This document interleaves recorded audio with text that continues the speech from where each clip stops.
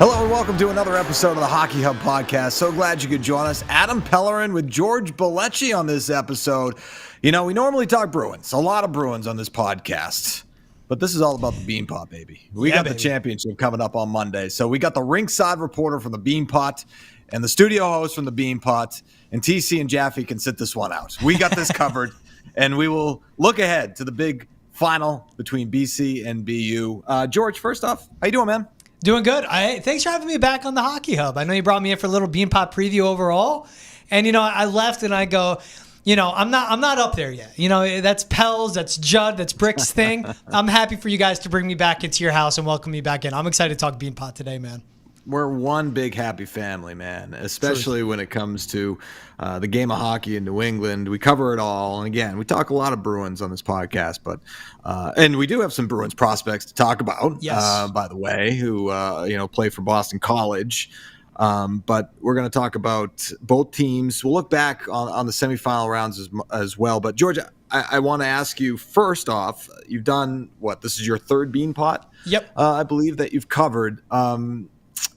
How was this compared to the prior Beanpots in terms of the semifinal round, crowd atmosphere, hype leading in? Could you sort of compare this time around versus your other two experiences? I would say year one was just me not knowing exactly what I'm getting back into, but that was also year one for me. So 3 years ago, 2022. That's the first time TD Garden, I think, was full capacity once again post-COVID for the Beanpot, which is exciting in and of its own. That's when you saw a Harvard team of Mitchell Gibson, Henry Thun, Sean Farrell, Farinacci, who's now with the Bruins, Coronado, like all those NHL guys that were kind of ahead of schedule for Harvard, where they got a big night one win in overtime with Hayduke scoring that game winner.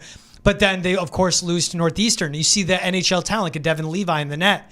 And you go back to last year, the excitement and the anticipation was all around Kidline for BC, Macklin Celebrini for BU. And what did Northeastern do? And that's what makes the Beanpot so amazing. It is a single elimination, beauty of sport tournament where Northeastern shocked everyone night one, shocked everyone night two, and they won back-to-back. This one, now that I'm more settled into it and know the teams, but also know the disappointment that BC felt after last tournament. Like they lost to BU night one, and they lost in a way where Macklin had a spectacular game, eventually the number one overall pick in the NHL, but that was a star-studded and a stud BC team. Well, Boston College brings back Gabe Perreault, Ryan Leonard, Jacob Fowler, Eamon Powell, their captain, and they want to go out and dominate, which they've been doing as a number one team, while BU is now refreshed and revamped with Mikhail Yegorov in the crease, and we'll get into that. This one felt, even though both games were blowouts, both BC and BU won by 6 goals. Night two, the second half, building gets packed. How fast tempo and up tempo the two teams were, which you saw, where BC got out, jumped ahead, Teddy Stiga, and Northeastern had the answer, but it was always BC in control. Northeastern put up a fight until the last 10 minutes or so. This one felt, as much as it was a blowout, the excitement was in the arena because of how damn good BU and BC are. So last year was the excitement around all those freshmen. This one around is, okay, this BC team's legit. It was a letdown last year. Can they do it around this year? The championship game, it's a late puck drop, and it's going to be perfect because you get the matchup you want, but it's in the championship game. They met in the semifinals, so you got the matchup. You're like, hey, we get BC, BU anyway. No. A trophy's on the line that BU lost last year and that BC didn't even come close to. It's a first championship game appearance for Boston College since 2019, Adam. They haven't won it since 2016. It means a lot in the Heights. And like I said, again, for BU with the Hudsons, right? With Shane LeChance, with Iserman, with all these guys, they want it too. So it keeps getting bigger and bigger, the stage feels like. But the quality of hockey is so damn good, what we're seeing in TD Garden over these 2 Mondays, Adam. That'll wrap up this edition of the Hockey Up. No, just kidding. I'm just kidding. No, that was a good answer, George. I'm just busting your chops, man. No, it was good. You covered a lot, though. And, in terms of the atmosphere, every year we see the same thing, right? Sort of the building starts to fill up. The early game's tough, right? The early game's tough because it's a 5 o'clock puck drop on a Monday. Mm-hmm. And, you're trying to get to the Garden. People are getting out of work, maybe class. You're trying to get over during drive time, rush hour. And so it's slow to fill. But then you start to see the seats fill around the second period of the first game. The vibes sort of, you feel the vibe, you feel the excitement building. And then by the time, that first game ends, the building gets packed and the building gets loud, and it's a lot of fun. And so you had BU and Harvard playing in the first game, and then BC and Northeastern playing in that second game. But I will say, you mentioned the blowouts.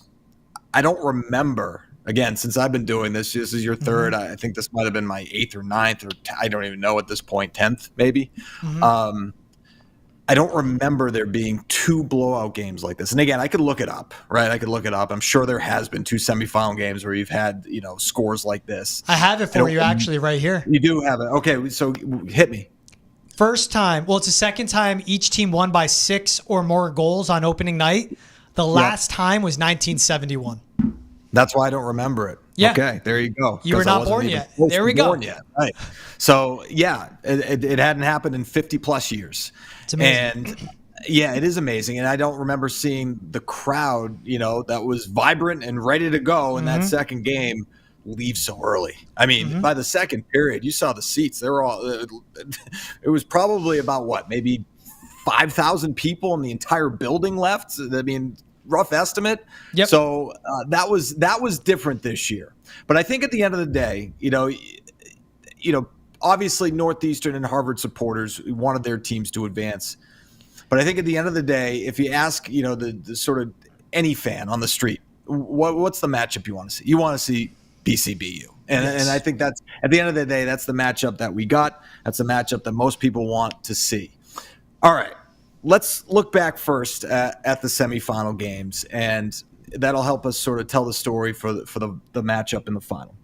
You got BU and Harvard squaring off. BU hadn't won since 2022. Jay Pandolfo's yet to win a final since being named head coach. He won as an associate head coach. He won as a player.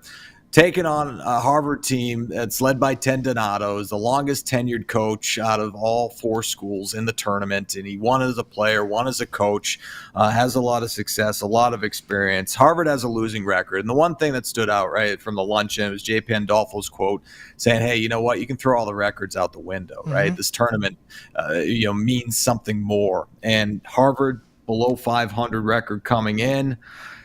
But BU... and again, Harvard got off to the great start. Casey Severo scores the power play goal. A Harvard team was only clicking at just over 13% on the power play. They get the early opportunity, and they're able to capitalize.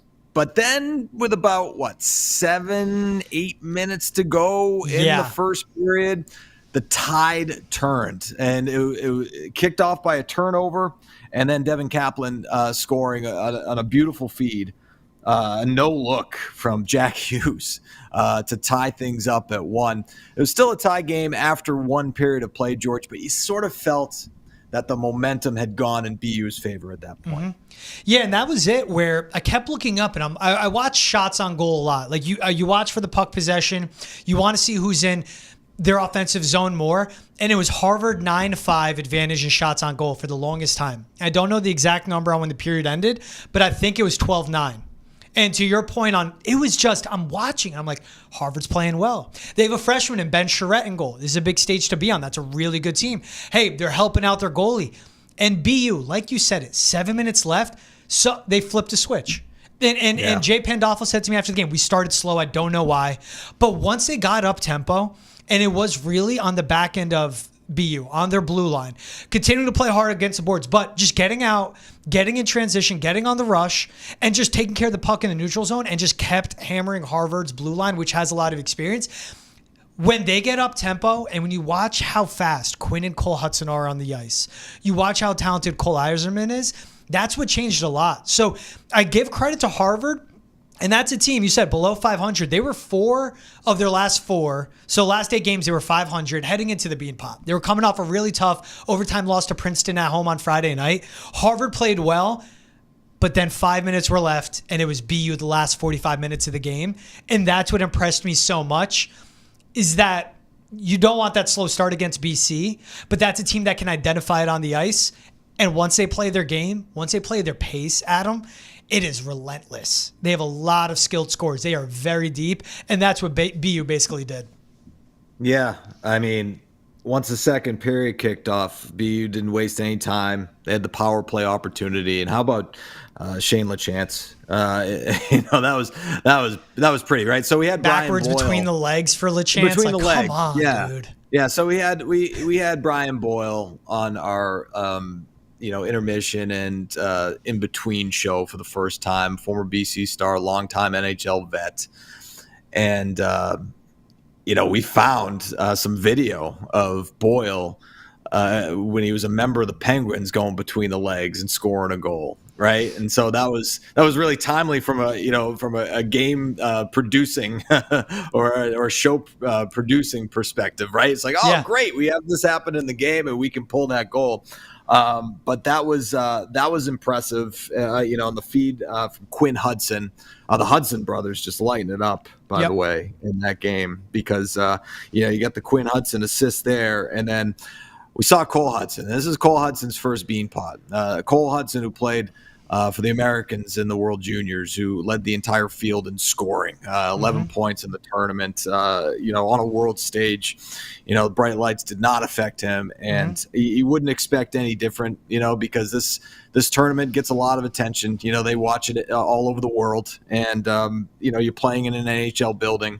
But Cole Hudson, unfazed, coast to coast.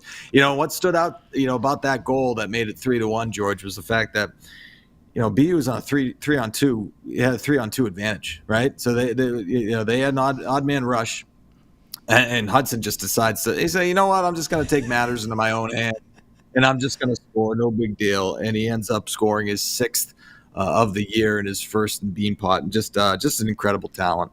Yeah, and that's a guy you mentioned as a freshman, but his brother Quinn is a junior, and in his first 2 years at BU, scored 94 points. It's his third time to go in the tournament. Their oldest brother, Lane, scored 97 points in 77 career games with BU. 97 points in 77 career games.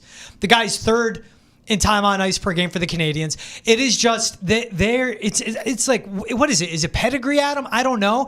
It's Lane, it's Quinn, Good it's genes, Cole. man. There's a fourth, Hudson. I think his name is Lars, and he's probably going to be wearing a Terrier sweater too. They are all just so quick, and Cole's game is very similar to Lane's. Head fakes, how just crafty he is with the puck on his skates, how quick he is too. And it is a lot of once he gets a small gap that he sees, once the defense gives him an inch, he takes it and he finishes. That's what made it impressive too. It's just the layers. Like Shane LaChance, just a sophomore, but he's a captain, big dude, and is so crafty with the stick. Then you have the speed of Lane. You have Quinn chiming in with the score as well. You had Ryan Green and Jack Harvey getting on the score sheet as well. It's the depth. Adam, one thing I want to point out, the biggest complexity of this entire tournament, and I really think the landscape of college hockey, is Mikhail Yegorov taking over in net for BU. So Matthew Caron, who transferred to BU last year after being at Brown, he was good. They got to the Frozen Four with him, but he's had his ups and downs. Mikhail Yegorov is 18 years old and is a freshman, but the last 2 years he's played in the USHL for the Omaha Lancers. He had 62 starts in the USHL. He was on the last place team. He was facing the second most shots per game in the league, but the fourth best save percentage. And what happened this season for Yegorov is the head coach of the Lancers and the interim head coach were fired, along with his goalie coach. He was already committed to BU, and Jay Pandolfo planned to have him join in the fall. But he got on the phone with Yegorov's agent. He got on the phone with the Devils, who drafted Yegorov. And, of course, Jay Pandolfo played there. And they made the decision, what's best for his development, have him face college shots every day in practice and in games. He was like, hey, let's get him in. Let's help him out. As long as he's enrolled before spring semester, you can play. That's all they needed. Now, he's Russian, so student visa cut it close, but he's fine. Everything's good. This is normal in college hockey.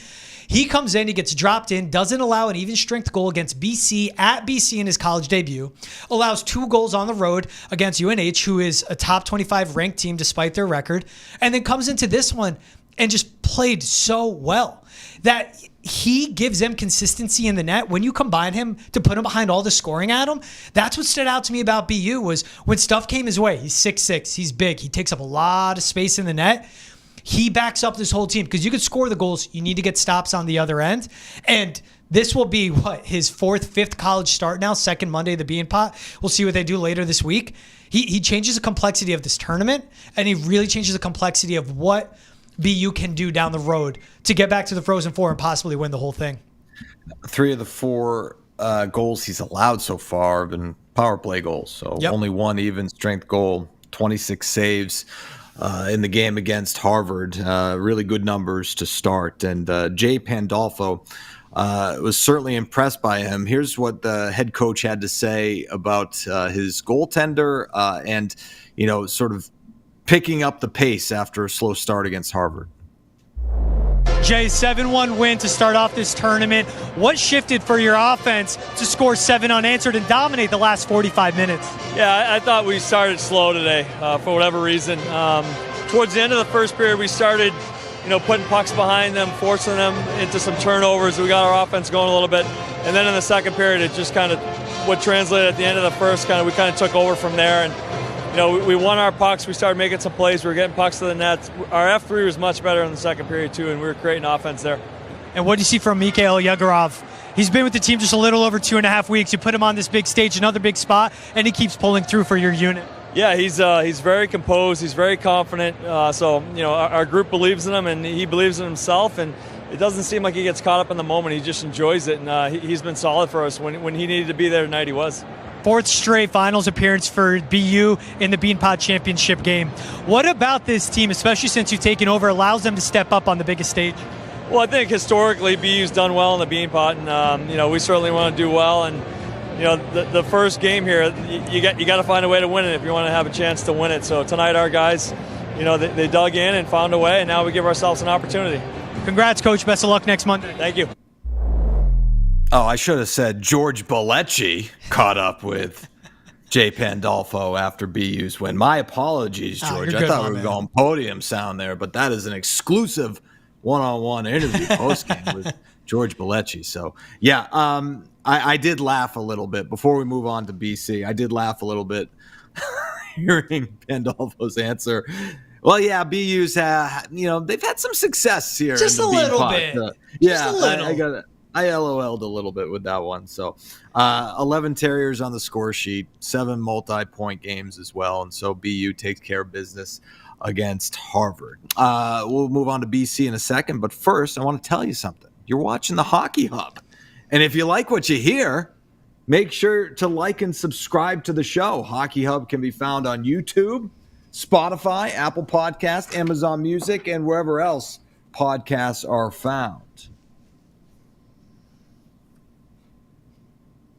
Adam Pellerin, George Balekji here with you as we're talking Beanpot. We're talking about the win for BU over Harvard, and now we're going to transition to the win for Boston College over Northeastern. And BU had scored a season-high 7 goals and 7 goals in back-to-back games, and the most goals they've scored in a Beanpot game 25 years or 20, was it? Let me do the math real quick. 28 That's one I don't have for you. years.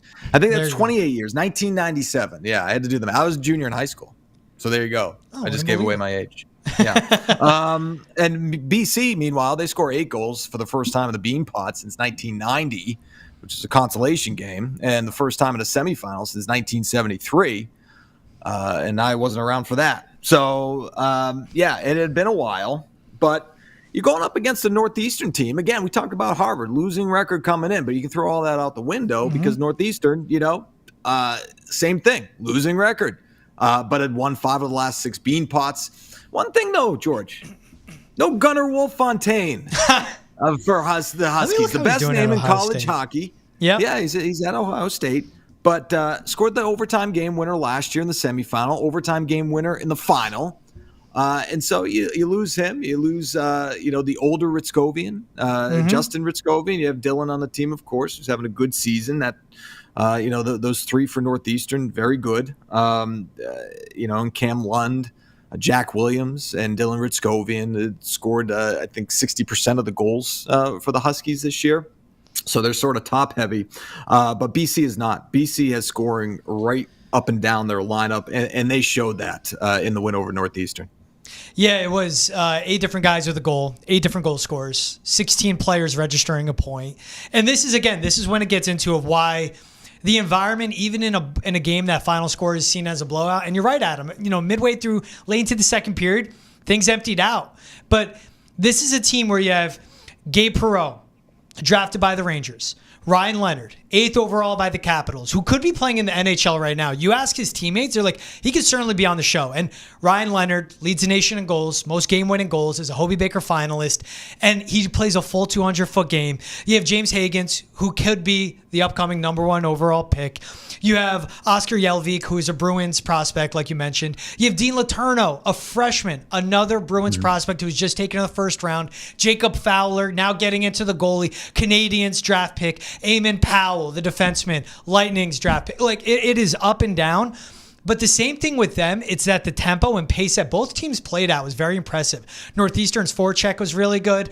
Their junior lead, it's Jack Williams, Cam London, Dylan Ritzkovian, like you mentioned, Jackson Dorrington helping out on that end as well, and Vinny Borghese, where they knew they had to keep the puck in BC's defensive zone, and they were attacking on the boards.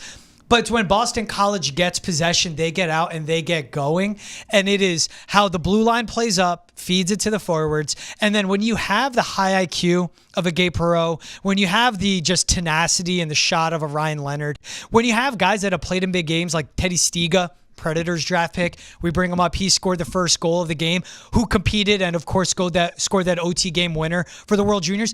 They played on big stages. And that experience matters. And I think it matters a lot too, Adam. When Perreault and Leonard were on this team, and Fowler too, and they lost in the opening round last year, I'm not saying they have nerves. I don't know if they did. Maybe as freshmen they did.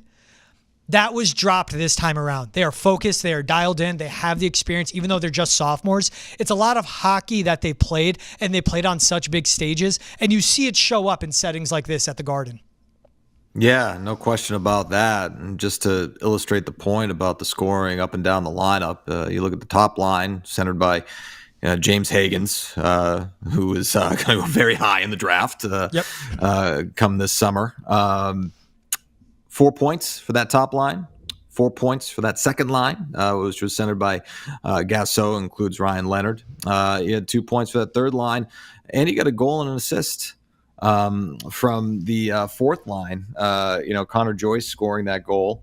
And beautiful feed, by the way, from Brady Berard, Dean Letourneau, the Bruins draft pick, on that line as well. And you'd mentioned Teddy Stiga. He wasted no time scoring in this one. 46 seconds into the game. Here's what he had to say about the win and playing in his first Beanpot. Yeah, I think just using our speed and kind of sticking to our system. Obviously, Northeastern's a really good team, so we had to bring it. But I think we did a really good job up and down the lineup tonight, especially offense from our D. A lot of goals from the blue line, so that was huge. You heard a lot about the Beanpot. How did it meet the expectations, the reality of playing in it? Yeah, obviously watching it growing up here, really cool moment to be playing in. Looking forward to the next one. And how did scoring in the Beanpot compare to that World Juniors goal and scoring in that? Yeah, I mean, every goal is big, obviously. The gold medal one was, I guess, a little cooler, maybe, but obviously two pretty big goals. So any goals I like. So yeah, 2 big stages, 2 big scores from you. And finally, this is the first finals appearance for Boston College since 2019. How special does that feel to set you guys up for an opportunity to win it next Monday? Yeah, I think especially the guys that have been here 4 or 5 years, I think they've been preaching how special it is and how hard it is. It's only 2 games, so really anything can happen. But now looking on to BU and what we can do from there. Teddy, thank you, and best of luck next Monday. Thank you.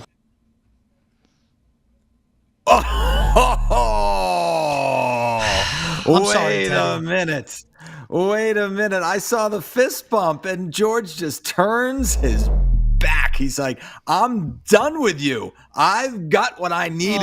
And now I'm better than that, man. Teddy, I apologize.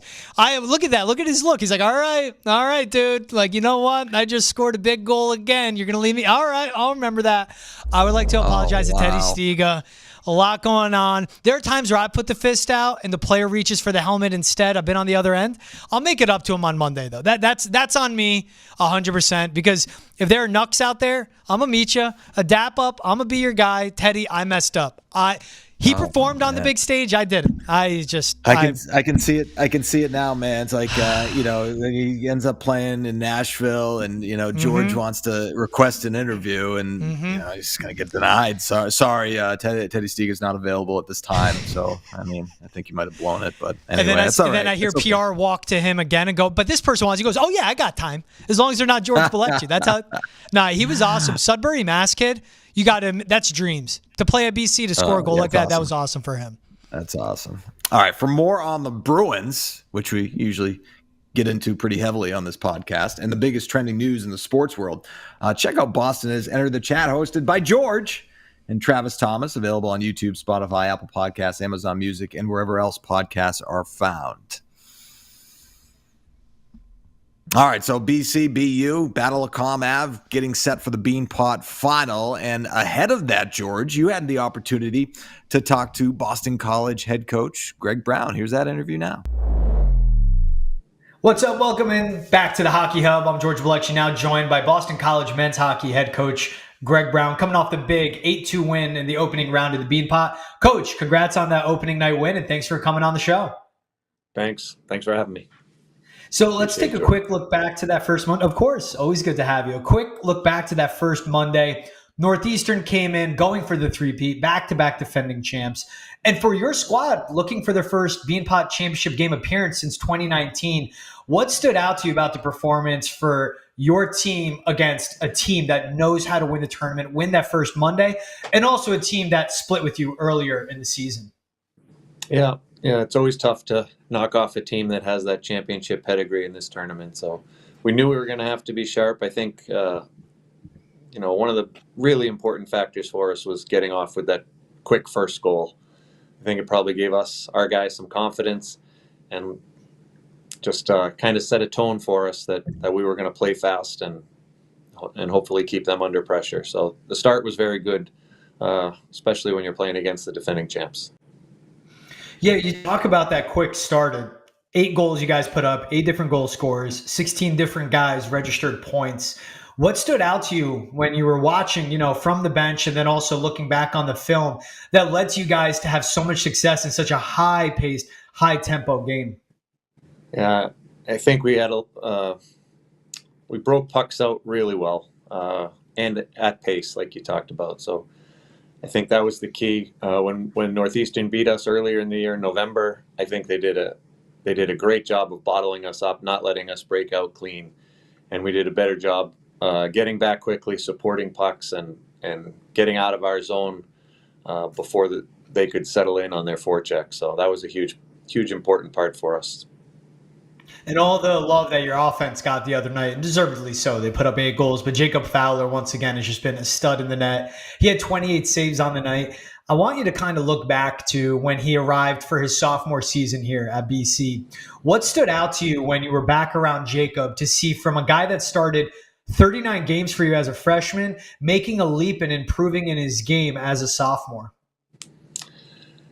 Yeah, I mean, he had such a great freshman year, so we weren't sure there could be much room for improvement as far as, how he plays and the saves he makes. But he's even more consistent, more established. His confidence level is high. And again, I think the most impressive part of Jacob's game is the consistency that he keeps at a high level. I think he doesn't really have big fluctuations at all. He's either good or really good. And, again, Monday night, especially when the score was 1-0, I think he made 2 or 3 huge saves to keep us in the lead and keep our confidence high. There's always, when I talk to guys on your team, it's been stood out to me about like 50-year players to his fellow, freshman, sophomore classmates have said the same of he's always like so dialed in, so professional. For someone that's played so much hockey and, of course, has already, gotten drafted by the Canadiens, so he has so much in front of him. Does it impress you a lot that he is so locked in and so in the moment, night in, night out, game in, game out, and so present of being at Boston College as well? Yes. He treats his craft very seriously. He's always doing his extra work. He's got his routine. He's doing his video with Mike Ayers, our goalie coach. He has a whole progression to keep himself sharp and ready for the game each weekend or Monday. So he's got his system all dialed in. You might not see young guys that attuned to what they need to be ready, but he is that way, and I think that's a huge part of why he's so consistently good. And also talk about another young guy on your team, Teddy Stiga. He opened up the scoring, started the game, got that 1-0 lead for you all. I mean, a big stage for this kid. He loves doing it. Scored in the Beanpot. Everyone knows he had that OT game winner for the World Juniors as well. What has impressed you with a player like Teddy Stiga that has come in and found his footing and has just been able to be a part of this team that is so successful and has so much scoring, but has his, imprint on the ice as well with this talented group? Yeah, every time Teddy steps on the ice, he's a factor. He had a very good first half of the year, but even he's picked that up a notch since coming back from the World Juniors and having the success there. I'm sure a lot of that is attributed to the confidence that those guys built in or received from having success on a big stage like that. But Teddy, he's a hockey player. He plays fast. He plays tenaciously. He can play every position. We've used him at defense. He plays on the off wing, the strong side. He's played center. So he's literally played all 5 positions except the goalie. So he's a great guy to have on the team just because of his energy and his abilities. I love the simple way to describe him as, he's a hockey player. And like you said, he's played every position you ask of him. And I think nothing says better of being any athlete in any sport than that. Is that something that stands out to you about this team? Because I'm sure you go into opposing arenas, people read about you guys and they go, well, they have all these draft picks. They have all these, young, talented guys that play with the World Juniors and coming from the development program. So that's BC. But what about this team do you think people, that they overlook? Is it that they are a bunch of guys that love the game and are just hockey players at the base of it?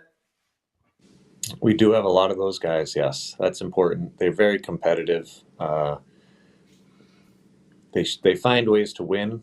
I think that's important, and they enjoy going out there and competing. And it doesn't go our way every night, but they're going to go out there and compete and do everything they can to try and come away with a good score. So I like the competitiveness of the group. I think that's probably the one thing that might stand out.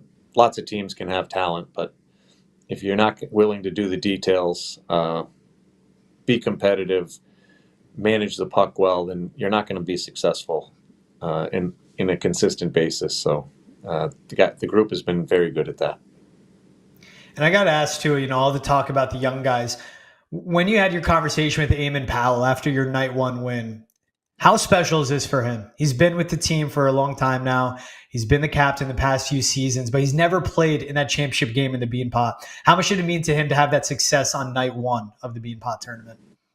Sure. Of course, a Beanpot final is something everyone wants to be in, and for whatever reasons, it didn't bounce his way his first few years. So he was very excited after the game, and we know we have a huge game on Friday first, but come Monday, Eamon will be focused and have the team headed in the right direction.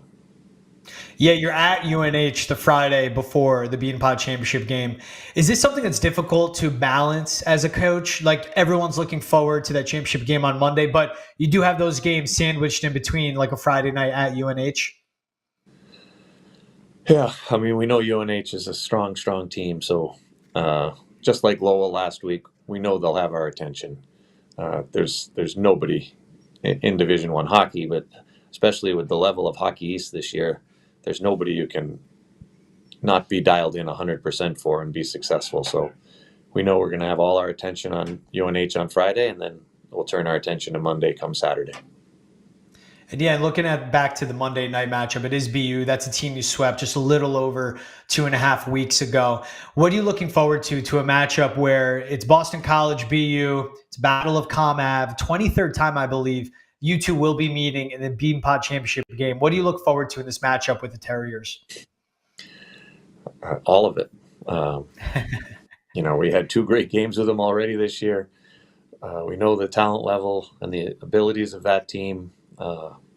It's going to be a great hockey game. You really don't need to build it up. anytime those two teams face off, there's going to be an energy in the building. But when you put a trophy on the line, it just ramps it up that much more. What stands out to you about BU? They bring in the third highest scoring offense in the country, and now they have a new look on the back end as well. It seems like Mikhail Yegorov is taking over an increase for them. What does that do for you guys as a team? You obviously have to make an adjustment. You can't bring the same game you did 2.5 weeks ago. But what does that do when you approach them now, a third time we're seeing them this season, and also with a goalie who you did face in that Saturday night win for you guys at home, but with a goalie that is now getting his legs under him as he's just joined the team before the spring semester? Yeah, he was very impressive in that first game. To come into Conti and play as well as he did in his first college game was a testament to him and the mental strength he has. So we know we'll have our hands full. We always do when the two teams play. They're dangerous offensively. Their defense joined the rush extremely well to create odd man rushes. So we're going to have to be dialed in on every facet of the game.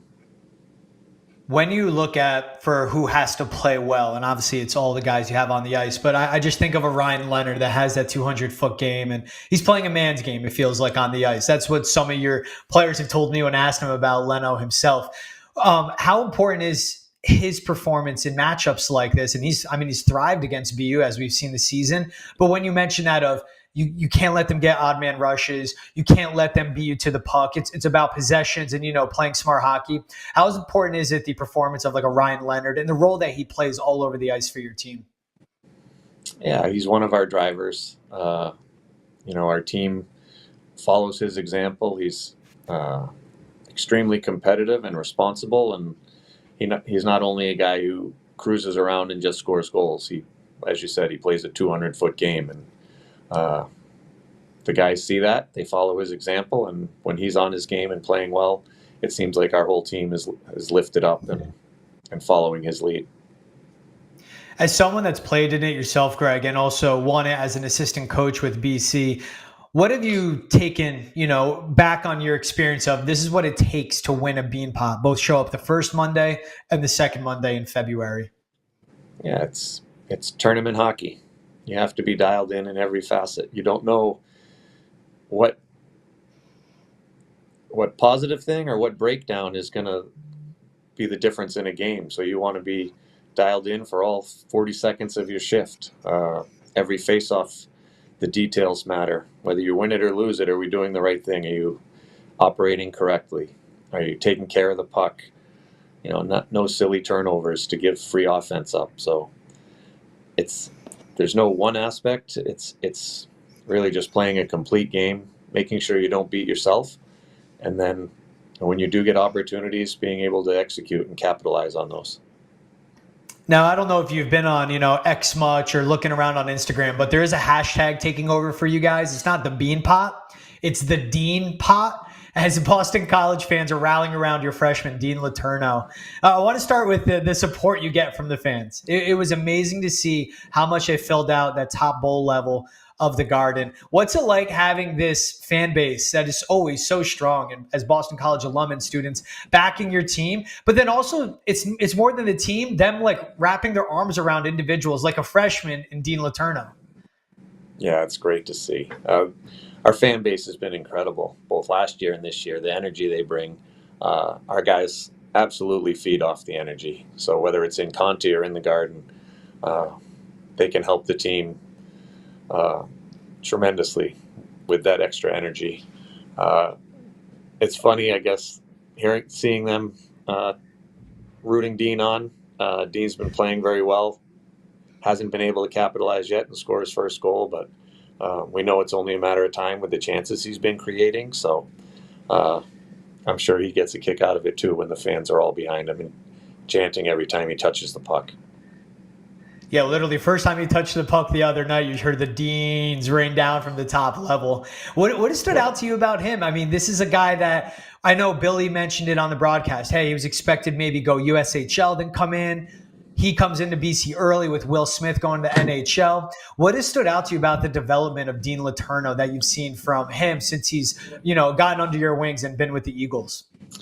Yeah, he's been developing. every time, week over week, getting better and better. It was a big jump for him. To come from Canadian prep school straight to college is a big jump, skipping that junior level of hockey. So I'm sure it was a lot for him to take in, but he's an incredibly hard worker.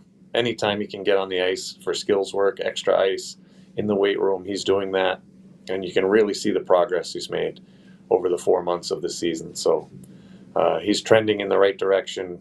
He's adjusted to the speed and the strength of the players now in college hockey, and every game he seems to make more and more of an impact for us. So he's really trending well. Out of all the guys I've asked you about, I've Fowler, Stiga, now Dean, Leonard, Perreault. I can name them all. Eamon Powell. Who do you feel like, though, night to night is maybe an unsung hero for this team, or the guy that you're surprised more people like myself aren't talking about out of your players on the ice? Everyone's doing a good job. Everyone is doing their role really well. You talk about how we played fast and we were breaking pucks out well. Like, that's all the defensemen getting back and breaking pucks out. Aaron Minetti and Aiden Hershuk, Drew Fortescue, Will Skahan. They're all doing a nice job, not only defending but helping us transition well. So I don't know if they're not talked about enough because of some of the forwards we have, but they're a huge part of our team, and the guys in the locker room definitely appreciate the work they do. Awesome. Greg Brown, head coach of Boston College. Thank you so much for taking the time. Best of luck Friday at UNH, and we look forward to seeing you on Monday night taking on BU for the Beanpot Championship as well, Coach. Thanks a lot. Look forward to it. Adam Pellerin and George Balekji here with you on the Hockey Hub podcast, looking ahead to the Beanpot Championship, the 72nd Dunkin Beanpot Final, and it's the Battle of Comm. BU, BC, number 8 team in the country, and the Terriers, number 1 team in the country, and the Eagles. These are the two teams, the best teams going into the tournament, obviously, and these are the two teams that will face off in the championship round, George. Yeah, Adam, and you could not write a better championship game matchup. This is what everyone objectively wanted to see. Now, of course, you go to Northeastern to Harvard, you may feel different, but you have BC, who's the best team in the country. You have BU, who's been top 10, top 5 in the nation all year long. They're playing their best hockey, and you have all these first-rounders and NHL draft picks and prospects all over the ice, but it is both teams score a ton, play up-tempo, play really fast, but also are so skilled and fast on the blue line as well. They're both deep. Both teams have fantastic goaltenders. BC, you could argue, has the best in the country right now. And what to add to it? They hate each other, Adam, in the best way possible. It's what I love about sport, where hate is okay. It's okay to say it. You guys hate each other. It's BC and BU. There's a reason there's a nickname for the rivalry. And there's BU, who are the kings of the Beanpot historically. And there's BC, who wants to get back to the mountaintop. It's in a massive setting in TD Garden. And by the way, Adam, one more layer to it. Jay Pandolfo won it as a player at BU, won it as an assistant coach for Jack Parker. Greg Brown played in it when he was at BC, won it as an assistant head coach for legendary head coach, once again, Jerry York. You couldn't script a better championship game matchup. And by the way, in all of this, Adam, BU beat BC last year, but BU didn't win the whole thing. They both want to win the Beanpot. It means a lot. It is the best possible outcome for championship game setting this year. Yeah, and you talk about the head coaches and their resume in terms of their Beanpot success. Well, neither one of them have won a Beanpot as a head coach. And so that will change, obviously, tonight. In terms of the matchup, it's the 23rd time that BU and BC will be meeting in the championship round, and the first time since 2016. That's the last time that Boston College won the Beanpot going into the tournament. It was the longest drought of any of the 4 teams. In terms of BU, the last time they beat BC in a final was back in 2007. They hold a slight advantage, 12-10, in their Beanpot championship matchups. In terms of BU, we saw their offense on display in the first semifinal against Harvard, and the game before in the win over UNH, scoring 7 goals, a season high against UNH, and then repeating that with 7 more against Harvard. And we saw the stars shine in that game, George.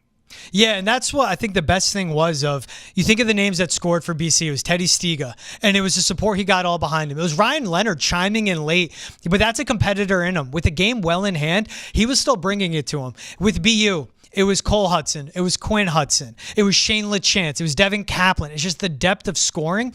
And then you see the backing that, and I loved it that Greg Brown pointed out his post-game presser after the semifinal game. Yes, ask me about the 8 different goal scorers. Yes, ask me about 16 different guys registering points. Can someone ask me about Jacob Fowler? And you know what? I didn't have to ask him about it. I'm going to talk about the kid real quick. This guy, as a sophomore, has a 1.63 goals against average, 3rd in the country, has a 5th best save percentage, leads the nation in shutouts. He had a 2.1 goals against average as a freshman, started 39 games for them, and is already in the Canadian system as a prospect. He could have went. He came back. And you guys heard it earlier in the episode, talking to Greg Brown. He's like, I didn't think he could get better. And he did. But that's how good he is. Talking to his teammates as I have the last 2 seasons, we see it on the ice. He's an insane athlete. He's big. He's dialed in. But they say it that when you get the superstars that arrive on campus, like a Jacob Fowler, that has everything in front of him, you may not know what to expect. He loves a game. He treats it like a game, and to be that lighthearted but also take it so serious, that's what makes Jacob Fowler so good about it. It is a job to him, but it is his passion, and it's cool also what he has behind him. He is the dream of the NHL to expand. He's from Florida. What are people doing playing hockey in Florida? But it's because of his dad. When Jacob was growing up, going to beer league games, Jacob would stick around and go with them, and he's like, I want to try this out. And look at where he is now. And it is one of the best defenses in BC. It's one of the best defenses in BU. And with BU, it's Mikhail Yegorov in the crease as well. Same thing. Such an amazing story. Joined the team right before the spring semester and has played so well. And they just matched up the 2 goalies against these 2 teams just 2.5 weeks ago. And it's you're going to get a lot of skill on the ice, but at the same thing, what makes it great is you're going to see a tight game because both goalies are great. Both blue lines are great as well. They're big.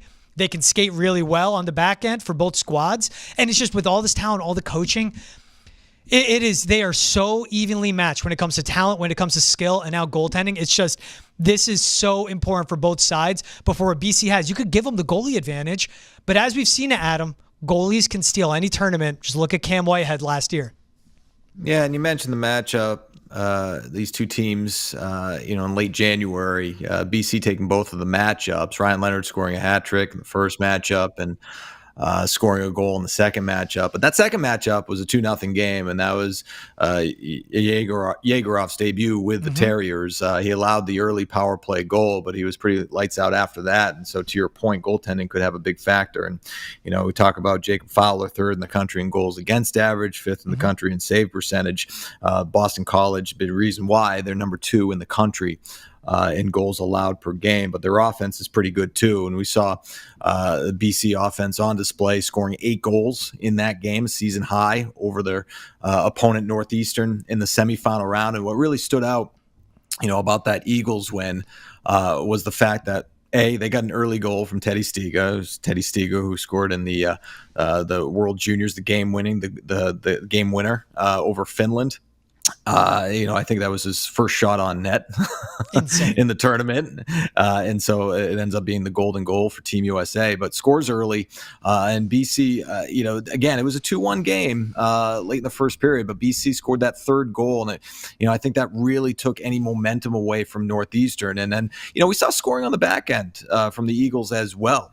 You had 3 goals by defensemen. So it was even. It was 16 guys on the score sheet for BC, and I believe 7 multi-point games as well. And so the Eagles, you talk about BU's offense. They're number 1 in the country. Number 3 in the country going into the game against BC. But the Eagles are number 6. So you have a really good offensive team in BU squaring off against a really good offensive team in BC. BU, defensively, you look at the numbers, not great, but to your point, they got a new goaltender, and that could be a difference maker in this game against BC. So we'll see how it plays out. But George, again, this is what we wanted, right? This is, I think the average hockey fan, right? It doesn't have any affiliation Northeastern or Harvard, of course, wanted to see BC BU, and that's what we're going to get tonight. Looking forward to it. Yeah, and you have a BC team that is one of the best penalty kills in the country, and you have a BU team that's one of the best power plays. And to your point, you talk about Mikhail Yegorov. He joined the team January 18th, I think, when they were at UNH. He had 3 practices under his belt and then started at Conti Forum. And yeah, 2 goals were scored by BC. Neither one was even strength. So one was an empty netter. He didn't even let that one up. It is these 2 teams are so tight. And what I think the best thing is, Adam, too, the best part of this tournament, you're basically watching an NHL game. Like Ryan Leonard is playing a man's game. He's a Hobey Baker finalist for a reason. I think he's the best college hockey player right now in the country. And whatever he wants to do with the puck in a full 200-foot game, he gets it done. But then you have the speed of a Cole Hudson that can blow by anybody. They just have so many layers. And you talk about the depth scoring. Aram Manetian of Boston College, another NHL prospect, a depth scorer, had that big goal to make it 5-1, and that blew the doors open for BC. It's all ends of it. Boston College surely has the advantage, in my opinion, just with the goalie and the sheer experience. But Yegorov, he keeps getting his legs under him. They have something with him in BU. And what BU has at the speed up front with their scoring, BC can match as well. Like watch for Gabe Perreault, the high IQ, but watch the Hudsons, the high IQ they do. Cole Iserman, watch what he does as well. It's littered with first-round picks. It's littered with Team USA players. And these guys were just together winning that gold medal for the World Juniors. Like, shout out what they performed, and now they play against each other on the ice. It's everything you want, Adam. It's the best part of this tournament. Man, we didn't even mention the fans. It's going to be electric. Fans are the best at part. TD Garden tonight. It always is. The Beanpot Championship, so much on the line in the Battle of Comm. Looking forward to it at TD Garden. All right, George, that'll wrap up this edition of the Hockey Hub, a Beanpot edition. Happy you could join us for it. Looking forward to seeing your work rinkside. I'll be up in studio with Razor and Brian Boyle. So thanks for being on, man. Hey, appreciate you. Looking forward to your work, Nux. There you go. All right. Yeah, you left Teddy Stiga hanging. Not you. Hanging. Don't leave me hanging, too. All right, buddy. We'll see you.